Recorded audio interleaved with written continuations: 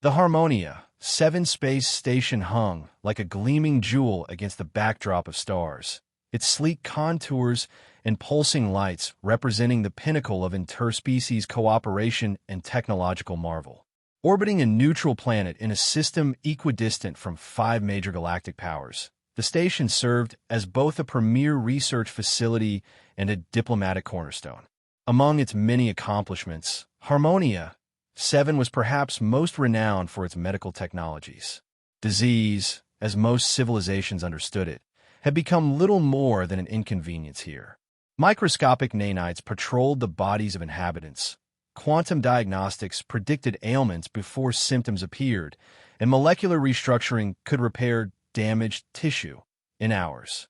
Death by natural causes had become so rare that the station's obituary system had been decommissioned years ago for lack of use.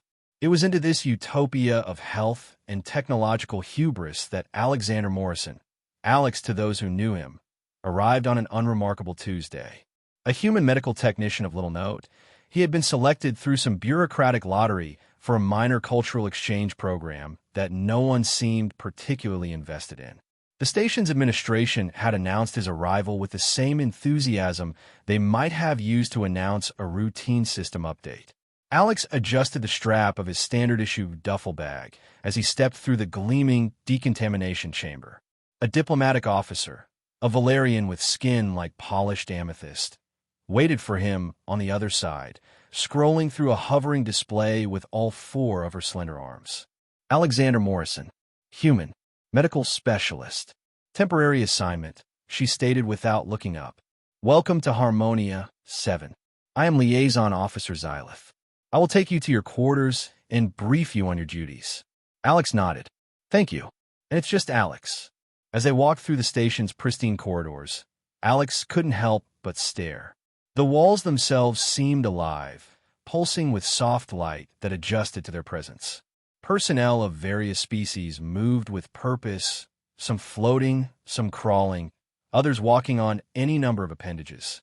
Medical displays hovered everywhere, showing complex three-dimensional models of various anatomies and scrolling diagnostic data. Your species has an unusual fascination with staring, Xylith noted coolly. It is considered quite primitive on most worlds. Sorry, Alex said, forcing his eyes forward. It's just different from what I'm used to. Yes, I imagine it would be, Xylith replied with what might have been pity. Harmonia 7 represents the pinnacle of galactic medical science. Your Earth facilities are quaint, I understand. Alex chose not to respond to that. Instead, he patted the worn canvas satchel hanging at his side. What is that? Xylith asked, her large eyes narrowing at the bag. My first aid kit, Alex replied.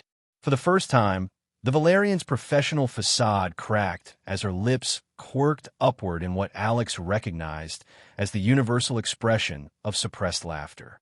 You brought bandages and pills to Harmonia 7, she asked, her voice lilting with amusement. That's, how would you humans say it? Like bringing a stone axe to a quantum mechanics laboratory. Alex shrugged. Force of habit. Been carrying one since my first deployment.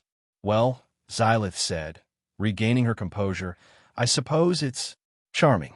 In an archaic way. I'm sure you'll find it comforting to have a piece of home, even if it's entirely redundant here. The tour continued, with Xylith pointing out medical bays equipped with devices that seemed more like works of abstract art than functional equipment. Diagnosis and treatment were fully automated. Medical personnel were present mainly to explain procedures to patients and make aesthetic decisions about reconstructive options. And what will I be doing here exactly? Alex asked as they approached what would be his quarters. Cultural observation, mostly, Xylith replied dismissively. Perhaps some demonstrations of human medical techniques for our anthropological archives. Harmonia 7 values diversity of thought, even when such thoughts are, she paused, historically significant. Alex understood the implication. He was a museum piece, a representative of medicine's quaint past. Right? He said, adjusting his first aid kit. Looking forward to it. The first sign that something was amiss came 3 days later. Alex was eating alone in the station's communal dining area, still uncomfortable with the way his food materialized perfectly cooked when he spoke his order to the table. A Glarthian researcher, a stocky, reptilian being with emerald scales, sat at a nearby table, scratching persistently at his forearm.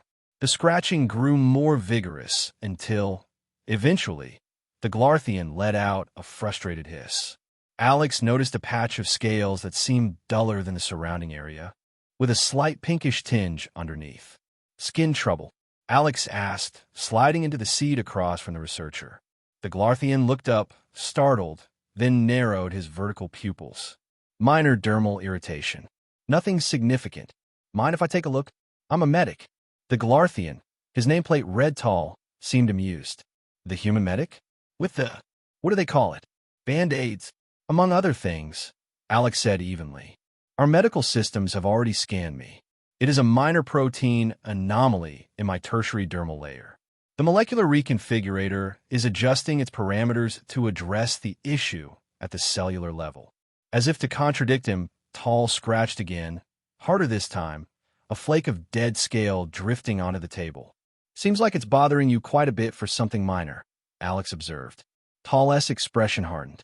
I assure you, human, our diagnostic systems are far beyond your comprehension. The itching is merely a neural feedback anomaly while my cells restructure. Sure, Alex nodded, but I have some antihistamine cream that might help with the itching while you wait for the restructuring. The Glarthian's laugh was like stones grinding together. Apply a topical substance? How charmingly medieval. No, thank you. I'd rather not interfere with the quantum cellular process. Alex shrugged. Suit yourself. Offer stands if it gets worse. Tall wasn't the only one. Over the next few days, Alex noticed more instances of what he would have called allergic reactions among the station's population. A Cathar engineer with swollen eye membranes. A Pylorian researcher whose normal blue bioluminescence had developed flickering red patches. The station's automated medical systems classified these symptoms as statistically insignificant biological anomalies within normal variation parameters. Patients were assured that tailored molecular interventions were being developed. No one seemed particularly concerned at first. A week into his stay, Alex was finally assigned a task other than observe and stay out of the way. Dr. Zendar, the station's chief medical officer, a Zorpian with silvery skin and a cranial crest that changed colors with his moods, invited Alex to present human medical techniques to a group of junior xenobiologists. Consider it a cultural history lesson, Dr. Zendar said, his crest tinged with condescending yellow. These young researchers will benefit from understanding how far medical science has evolved. The presentation was held in a small lecture hall. 24 junior researchers of various species watched with expressions ranging from boredom to barely concealed amusement as Alex laid out the contents of his first aid kit on the demonstration table. These adhesive bandages protect wounds from infection while they heal naturally, Alex explained, holding up a box of Band-Aids. This analgesic can reduce pain and inflammation. These antiseptic wipes kill bacteria, or most bacteria, anyway, on contact. Fascinating, a young Valerian said, her tone suggesting the opposite. And how long would it take these primitive methods to heal, say, a severed limb? Laughter rippled through the room. They wouldn't, Alex said flatly. These are for basic care, stabilizing patients until they can receive more advanced treatment. But why bother? Asked a Glarthian student. Why not just use proper medical technology from the start? Alex considered this, because sometimes the advanced stuff isn't available, or it fails, or you don't have time to set it up. Dr. Zendar's crest flashed with dismissive purple. A problem we don't face here at Harmonia. 7. Our medical systems are integrated into the station itself. Help is literally in the walls. As if to punctuate his point, a soft chime sounded and a holographic alert appeared before Zendar. His crest shifted to concerned blue as he read it. 12 more cases of dermal irritation and minor systemic inflammation have been reported, he announced. The Central Medical AI has upgraded the situation from anomaly to pattern of interest. The The room grew quiet. Is that bad? Alex asked. Of course not, Zendar replied, his crest flashing defensive orange. It simply means our systems are gathering more data. The pattern will be analyzed, and an appropriate response formulated. He turned to the students. Class dismissed. Return to your quarters and run full spectral self-diagnostics. As the students filed out, Alex approached Zendar. Doctor, those symptoms sound like allergic reactions. Maybe some environmental factor. I assure you, human, Zendar interrupted. Our environmental systems are perfect. This is most likely a minor viral mutation that our nanite defenses will adapt to within hours. Your concern is quaint, but unnecessary. 3 days later, perfection began to crack. The medical alerts became more frequent. The symptoms worsened. Tall the Glarthian. Researcher Alex had first observed, now had patches of scales sloughing off entirely, revealing raw, weeping flesh beneath.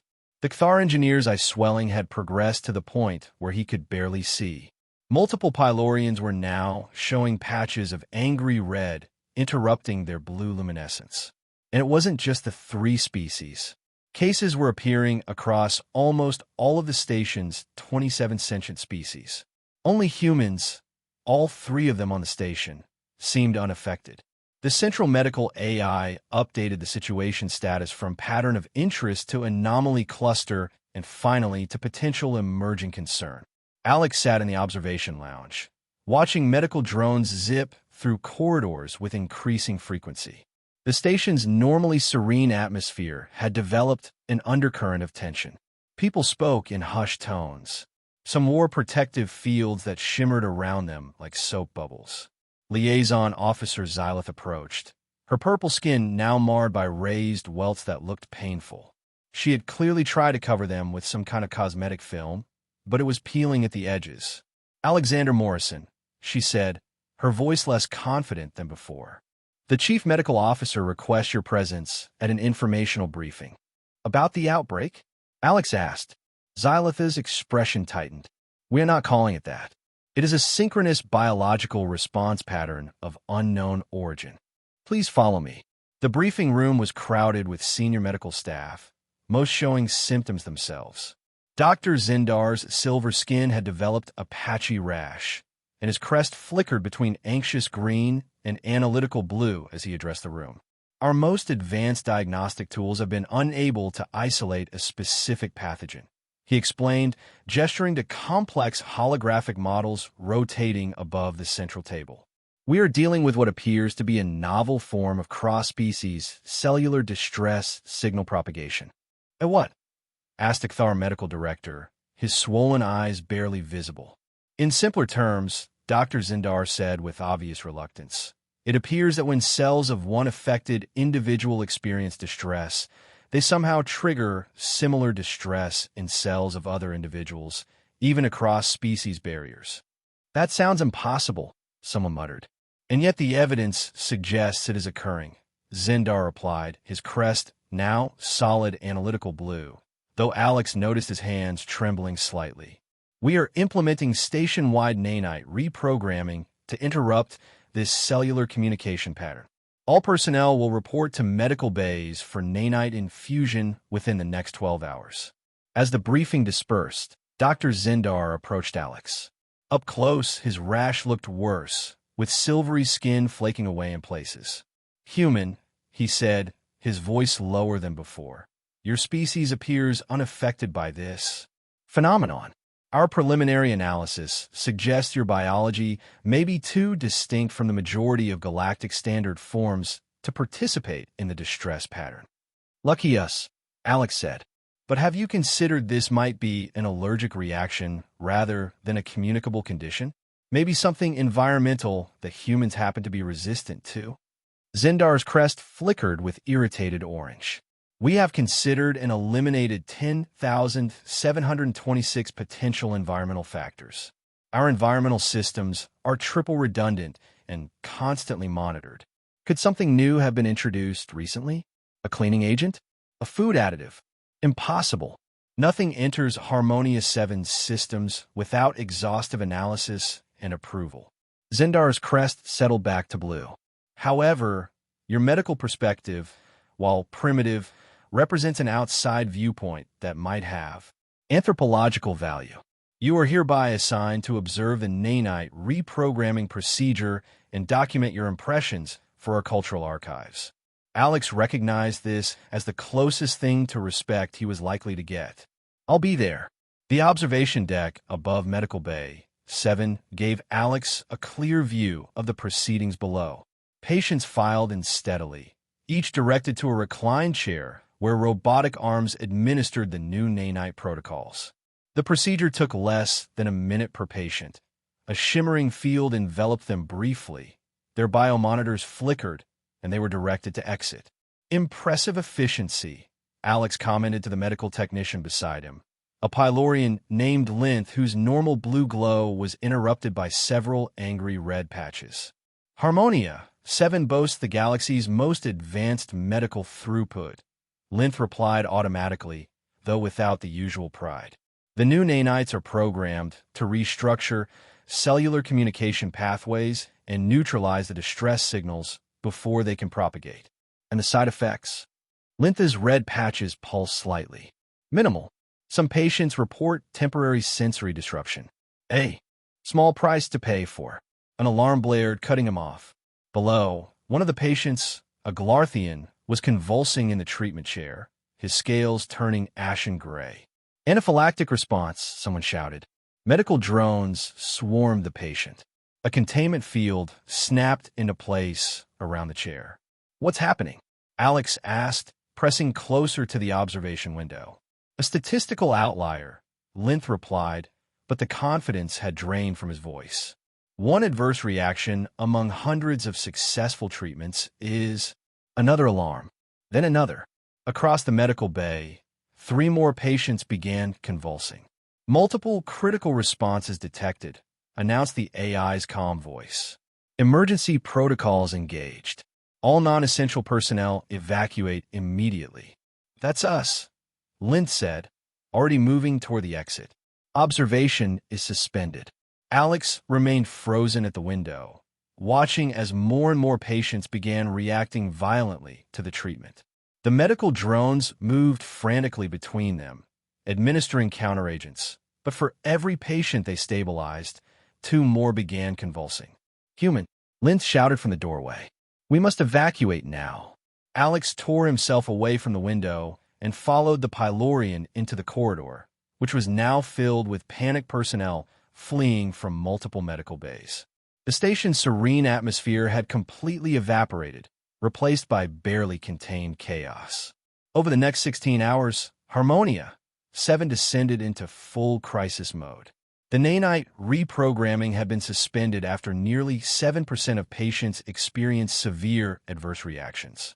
3 had died, the first natural deaths on the station in over 5 years. Emergency medical teams were stretched thin dealing with both the original symptoms, which continued to worsen, and the complications from the failed treatment. The Central Medical AI had recategorized the situation as a critical biological event and placed the entire station under quarantine. Alex found himself assigned to a makeshift triage center in what had once been a recreation area. Despite his primitive medical knowledge, extra hands were needed, and humans remained strangely immune to whatever was affecting everyone else. Apply the bioregenerative field to anyone with respiratory distress, instructed a harried Zorpian doctor, thrusting a complicated device into Alex's hands. Full intensity for severe cases, half for moderate. The device will calibrate itself to each species' requirements. Alex nodded. Though he had serious doubts about using technology he barely understood.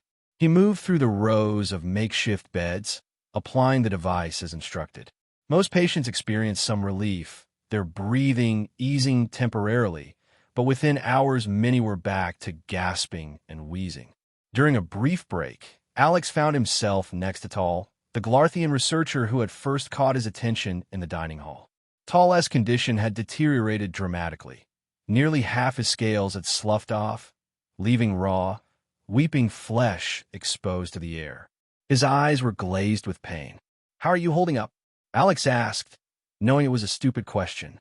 Tall's laugh was a weak rasp. Poorly human. It seems our superior medical technology has met its match. Alex hesitated, then opened his first aid kit. I know it's not much, but I have some antibiotic cream and sterile bandages. It won't cure whatever this is, but it might help with the pain and prevent secondary infections in those open areas. Tall stared at him for a long moment, then closed his eyes. Why not? The molecular reconstructors have failed. The nanites have failed. The quantum diagnostics can't even identify what's happening. He opened his eyes again. Do your worst, human. It cannot possibly make things worse. Alex carefully applied the cream to the worst of Tall's exposed areas, then covered them with sterile gauze and surgical tape. The Glarthian winced at first, then relaxed slightly as the analgesic in the cream took effect. That actually does feel somewhat better, Tall admitted grudgingly. It's just treating the symptoms, not the cause, Alex warned. But sometimes that's all you can do. Keep the patient comfortable and stable while they heal themselves, or while you figure out the real problem. Tall's vertical pupils studied Alex with new interest, a philosophy at odds with our approach. We always seek to correct the fundamental issue at the molecular or quantum level. Symptoms are merely data points, not targets for intervention. Maybe that works when you know what the fundamental issue is, Alex suggested. But when you don't, he was interrupted by a commotion at the entrance to the triage center. Dr. Zindar had arrived, accompanied by a team of senior researchers. The chief medical officer looked terrible. His silver skin was now covered in angry lesions, and his crest flickered between colors so rapidly it was nauseating to watch. Attention, he announced, his voice raspy but commanding. The Central Medical Council has approved emergency implementation of the harmonic resonance therapy. This treatment will be administered station-wide within the next 4 hours. A murmur ran through the room, part hope, part fear. What is harmonic resonance therapy? Alex asked a nearby medic. Theoretical technology, the medic whispered back. Uses quantum field harmonics to realign cellular structures across all affected individuals simultaneously. It's never been used at full scale before. Has it been tested at all? Alex pressed. The medic's expression was answer enough. Dr. Zindar, Alex called out, stepping forward. May I ask what testing has been done on this therapy? Zindar's crest flashed with irritated orange. Computer modeling shows a 78.3% probability of significant symptom reduction, human. In our current situation, those are acceptable odds. And the other 21.7%. Various degrees of cellular disruption, Zindar admitted. Potentially serious in some cases. But doing nothing guarantees continued deterioration for everyone. What about identifying the root cause first? Alex suggested. I've noticed patterns that suggest an environmental trigger, possibly an allergic reaction rather than a pathogen. We have run every environmental diagnostic possible, Zindar snapped, his crest now solid defensive orange. All systems are functioning within optimal parameters. Maybe the parameters themselves are the problem, Alex persisted. Something considered optimal that's actually causing harm. A Valerian researcher stepped forward, her purple skin almost entirely covered in angry welts. The human may have a point, Dr. Zindar. Our preliminary patient data shows the worst symptoms developing in individuals who spend the most time in areas with the new atmospheric harmonizer installed last month. Zindar's crest shifted to concerned blue. The harmonizer was thoroughly tested and certified. It merely adjusts airflow patterns for more efficient distribution of oxygen and other gases. Could it be producing trace compounds? Alex suggested. Something that builds up in tissues over time. Impossible, Zindar insisted, but with less conviction than before. But we could delay the harmonic resonance therapy long enough to run one more environmental analysis focused specifically on the harmonizer. The delay proved inadequate. Before the analysis could be completed, the Central Medical AI announced that the deterioration rate had accelerated. Patients were now developing systemic organ inflammation. 3 more deaths had occurred in the previous hour alone. The medical council voted to proceed with the harmonic resonance therapy immediately. All personnel prepare for station-wide therapeutic field activation, came the announcement. Harmonic resonance will commence in 15 minutes. Remain in your current locations. The field will penetrate all areas of the station. Alex found Tall, whose condition had stabilized somewhat after the basic first aid. I don't like this, Alex told him. Untested technology, desperate implementation. It's exactly the kind of heroic intervention that often makes things worse. Tall's eyes reflected fear despite his attempt at stoicism. What choice do we have, human? My internal systems are beginning to fail. Many others are worse off. I don't know, Alex admitted. But he hesitated, then made a decision. I'm going to Section 42B. It's a maintenance area surrounded by heavy shielding. It might buffer whatever this resonance is, just in case. Tall stared at him. You think this therapy will make things worse? I don't know.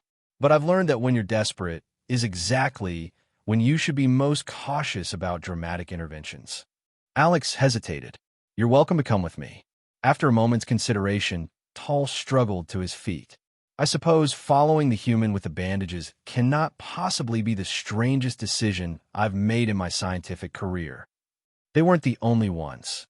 Word spread quickly, and by the time Alex reached Section 42B, he was accompanied by Tall, Liaison Officer Xylith, and nearly a dozen others, mostly support staff and junior researchers who shared a healthy skepticism of the rush therapy. The maintenance section was cramped and utilitarian, a stark contrast to the station's usual aesthetic elegance. Heavy machinery hummed around them, monitoring and maintaining critical life support systems. 10 minutes to harmonic resonance activation, announced the AI voice, somehow reaching them even here. What exactly are we doing, human? Asked Xylith, scratching at the welts on her arms. Waiting, Alex replied, and observing. These walls contain lead and other radiation shielding. If the resonance is as penetrating as they claim, it will still reach us, but maybe at a reduced intensity. A control group, Tall nodded slowly. Scientifically sound, if unorthodox. 5 minutes to harmonic resonance activation. All personnel should be seated or lying down during the procedure to minimize injury risk in case of disorientation. Alex distributed extra bandages and antibiotic cream to those with the worst skin lesions. Simple interventions, treating only symptoms, but the relief on their faces was genuine. 1 minute to harmonic resonance activation. A tense silence fell over the group. Alex found himself holding his breath. Harmonic resonance therapy commencing. At first, nothing seemed to happen. Then Alex felt a subtle vibration through the soles of his feet. It increased gradually, spreading up through his body. Not unpleasant, but strange, like standing near powerful bass speakers at a concert. Around him, the others tensed. Some closed their eyes, presumably feeling the same vibration. Then Xylith gasped. Her purple skin was rippling, like the surface of water disturbed by a stone. The effect spread across all exposed skin, then seemed to penetrate deeper. Is this supposed to happen? She asked, her voice trembling. Before anyone could answer, she convulsed violently, her forearms flailing as she collapsed to the floor. Tsulit. Alex rushed to her side, but as he reached for her, he saw the same rippling effect beginning on Tall's exposed flesh and spreading to others in the room. One by one, they collapsed, their bodies quaking with seizure-like spasms. Stop the therapy, Alex shouted uselessly at the ceiling. It's killing them. But the vibration continued, and one after another, his companions fell silent and still. Only Alex remained unaffected, huddled among the suddenly lifeless bodies, the vibration passing through him without apparent effect. After what seemed like an eternity, but was probably only minutes, the vibration ceased. Harmonic resonance therapy complete, announced the AI voice pleasantly. Cellular diagnostic scan commencing. Alex felt for Xylith's pulse, then Tall's, then the others. Nothing. They were gone. All of them. He stumbled to the maintenance section's communication panel and keyed for emergency broadcast. This is Alexander Morrison, he said, his voice shaking. Is anyone receiving? The therapy, it's caused mass casualties in Section 42B. We need emergency medical response immediately. Silence. This is Alexander Morrison. He repeated, more desperately. Is anyone receiving? Please respond. The communication panel finally crackled to life. Human medical technician identified, came the AI's calm voice. Scanning station for life signs. Scan complete. Human, please remain where you are. Emergency protocols are being established. What about survivors? Alex demanded. How many made it? How many are hurt? A lengthy pause. Current life sign count, 3. Species identification, human. Alex felt the blood drain from his face. 3 out of over 1,200 personnel. That is correct. All non-human life signs have ceased. Critical station functions transferring to automated systems. Please remain where you are until situation assessment is complete. Alex sank to the floor, surrounded by the bodies of people who, just minutes ago, had trusted him enough to follow him here. And they had died anyway. Everyone had died. Everyone except the humans. The next 72 hours passed in a blur of horror and desperate activity. The station's 3 human inhabitants, Alex, a communications specialist named Ellie Chun, and a xenobotanist named Dr. Marcus Okafor, struggled to come to terms with what had happened while keeping Harmonious 7's critical systems operational. The central medical AI, having failed so catastrophically at its primary function, had retreated into a logic loop of analysis and was no longer providing useful assistance. The automated systems maintain life support but little else. It doesn't make any sense, Ellie said as they sat in the empty control center, surrounded by workstations designed for operators now dead. How could a medical treatment kill everyone? These were the best minds in the galaxy with the most advanced technology ever created. That might have been the problem, Alex replied quietly, his voice hoarse from exhaustion. They trusted the technology completely. They rushed a solution without understanding the problem. And when things started going wrong, they doubled down instead of stepping back. Dr. Okafor nodded grimly. Overconfidence is often the precursor to catastrophe. But that still doesn't explain why we survived when everyone else didn't. Alex had been thinking about that almost constantly. I have a theory, he said, pulling out his tablet where he'd been compiling observations. The symptoms started not long after the new atmospheric harmonizer was installed, right? What if it was producing some kind of byproduct of gas or particulate that most species were sensitive to, but humans aren't? Like an allergen? Ellie suggested. Exactly. It would explain why the symptoms resembled allergic reactions. As exposure continued, the reactions got worse. But the station's systems were programmed to look for pathogens, toxins, or system malfunctions. Not for an approved component working exactly as designed, but having unforeseen consequences. So what killed them wasn't the allergen itself, but the harmonic resonance therapy. Dr. Okafor asked. Alex nodded. The therapy was designed to affect cellular structures across all standard galactic species simultaneously. But if their cells were already compromised by this ongoing allergic reaction, the resonance could have pushed them over the edge. Meanwhile, human cellular structures are just different enough that the resonance passed through us without the same effect. So the shielding in the maintenance section made no difference, Alex finished bitterly. The therapy would have killed them wherever they were. Those who trusted me to protect them died, just like everyone else. Ellie put a hand on his shoulder. You tried, Alex. That's more than most did. They were so convinced of their technological superiority that they couldn't imagine a simple solution or a simple cause. The 3 of them fell silent, the weight of over 1,000 deaths hanging in the air between them. We need to document everything, Dr. Okafor said finally. For whoever comes after. They need to understand what happened here. And we need a signal for help, Ellie added. The station's automated distress beacon is transmitting, but it could be weeks or months before anyone responds. Alex nodded slowly. In the meantime, we need to deal with the bodies and figure out how to survive until help arrives. It was grim, necessary work. They used maintenance robots to help move the bodies to cold storage areas, a task that would have broken them without the mechanical assistance. They salvaged what food supplies they could find that were compatible with human biology. They established a routine of checks and maintenance on critical systems to ensure their continued survival. And through it all, Alex kept returning to the thought that had been haunting him since the disaster.